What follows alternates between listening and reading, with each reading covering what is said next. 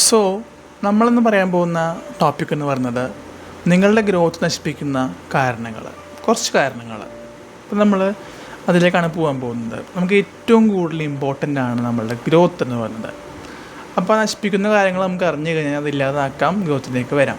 അപ്പോൾ അതുകൊണ്ടാണ് ഞാൻ ഈ വീഡിയോ ചെയ്യാൻ കാരണം. ഓക്കെ, നമുക്ക് ഒട്ടും സമയങ്ങളാതെ വീട്ടിലേക്ക് പോവാം. നിങ്ങൾക്ക് വളരാൻ തോന്നുന്നുണ്ടോ? പക്ഷേ ചില ഇൻവിസിബിൾ ഫോഴ്സ് നിങ്ങളെ പിന്നോട്ട് വലിക്കുന്ന പോലെ തോന്നാറുണ്ടോ?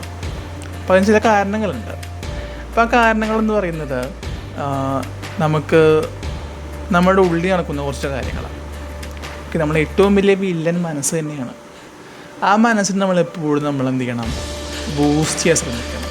അത് ബൂസ്റ്റ് ചെയ്യുമ്പോഴാണ് നമുക്ക് എന്ത് ചെയ്യുന്നുള്ള വളർച്ച ഉണ്ടാകുന്നതാണ്.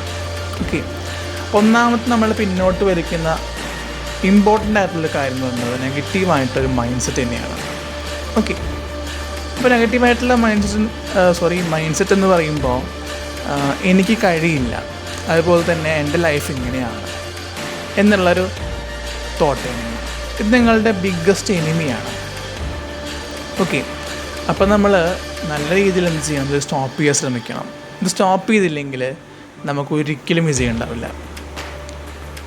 ഡാം ഷുവർ ഒരിക്കലും നിങ്ങൾക്ക് വിജയം ഉണ്ടാവില്ല.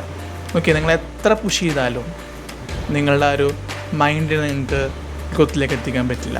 കാരണം ഏറ്റവും വലിയ വില്ലനാണ് നെഗറ്റീവ് മൈൻഡ് സെറ്റ്.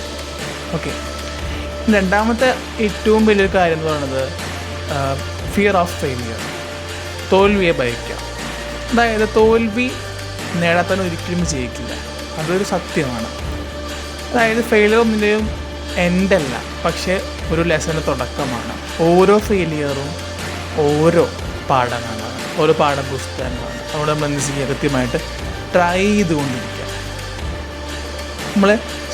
നമ്മളങ്ങനെ ട്രൈ ചെയ്തുകൊണ്ടിരിക്കുമ്പോഴാണ് നമുക്ക് ഇത് ഉണ്ടാവുന്നത്, വിജയിക്കാൻ പറ്റുന്നത്, അല്ലേ? അപ്പോൾ അതുപോലെ നമ്മൾ ഫെയിലിയറിനെ പേടിക്കാതെ നമ്മളെന്ത് ചെയ്യുക? വിജയിക്കാൻ വേണ്ടി മുന്നോട്ട് പോവുക. അത് നമുക്ക് ഏറ്റവും കൂടുതൽ ഇമ്പോർട്ടൻ്റ് ആയിട്ടുള്ള കാര്യം എന്ന് പറയുന്നത്. അപ്പോൾ നമ്മൾ ഒരിക്കലും ഗിവ് അപ്പ് ചെയ്യാൻ പാടില്ല. നെവർ ഗിവ് അപ്പ് എന്നുള്ള ഇതിലേക്ക് തന്നെ മുന്നോട്ട് പോകണം എന്നുള്ളതാണ്. അപ്പോൾ നമ്മൾ എന്ത് ചെയ്യണം? ആദ്യം ഫെയിലിയറിൻ്റെ ആ ഒരു പേടി ഇല്ലാതാക്കുക തന്നെ വേണം. ഓക്കെ, അപ്പോൾ ഇനി മൂന്നാമത്തെ കാര്യം എന്ന് പറയുന്നത് റോങ് എൻവയോൺമെൻറ്റ്, അതായത് തെറ്റായിട്ടുള്ള പരിസ്ഥിതി, അതുപോലെ തന്നെ തെറ്റായിട്ടുള്ള ആൾക്കാർ. അതായത് നിന്നെ ഡീമോട്ടിവേറ്റ് ചെയ്യുന്ന, അതുപോലെ തന്നെ നിന്നെ ഇൻസ്പയർ ചെയ്യാത്ത ആൾക്കാരെ ഒഴിവാക്കാം. നിന്നെ ഇൻസ്പയർ ചെയ്യുന്ന ആൾക്കാരെ കൂടെ ചേർക്കുക എന്നുള്ളതാണ്. ഓക്കെ, അപ്പോൾ നെഗറ്റീവ് ഫ്രണ്ട്സും ടോക്സിക് എൻവയോൺമെൻറ്റും കൂടി ആകുമ്പോൾ സീറോ ഗ്രോത്താണ്. അതുകൊണ്ട് നമ്മളൊരിക്കലും ഇതിലേക്ക് പോകാൻ പാടില്ല.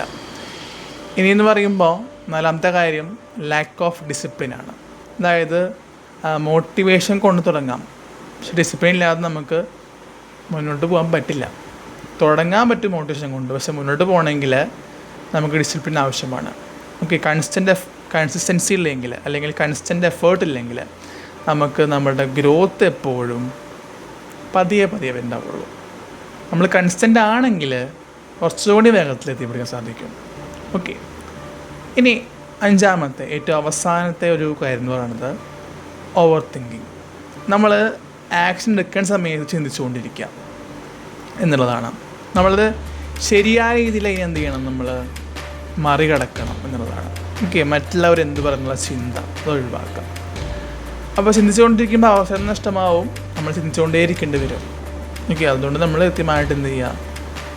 അനാവശ്യമായി ചിന്തിക്കാതെ എപ്പോഴും നല്ല രീതിയിൽ മുന്നോട്ട് പോവുക എന്നുള്ളത് തന്നെയാണ്. ഓക്കെ, അപ്പോൾ ഇത്രയും കാര്യങ്ങളാണ് എനിക്ക് പറയാനുള്ളത്. അപ്പോൾ നിങ്ങൾക്ക് ഉപകാരപ്രദമാവുമെന്ന് വിചാരിക്കുന്നു. ഉപകാരപ്രദമാവട്ടെ ഞാൻ പ്രാർത്ഥിക്കുന്നു. തീർച്ചയായിട്ടും നിങ്ങൾ ഇത്രയും കാര്യം നിങ്ങളുടെ ജീവിതത്തിൽ പയറ്റുക. എന്നിട്ട് നിങ്ങളുടെ ആ ഒരു ഗ്രോത്തിനെ എഫക്റ്റ് ചെയ്യുന്ന ഇത്രയും കാര്യങ്ങളുണ്ടല്ലോ, ഇതൊക്കെ എടുത്ത് കളഞ്ഞാൽ നാളെ മുതൽ നിങ്ങൾ എന്ത് ചെയ്യുക? പുതിയൊരു മനുഷ്യനെ സ്റ്റാർട്ട് ചെയ്യുക. ഓക്കെ, അപ്പോൾ നമുക്ക് എന്ത് ചെയ്യാം? മുന്നോട്ട് പോകാൻ പറ്റും. അപ്പോൾ നിങ്ങളുടെ വില്ലനെ ഇപ്പോൾ തന്നെ എടുത്ത് കളയാൻ ശ്രമിക്കാം. Okay, thank you.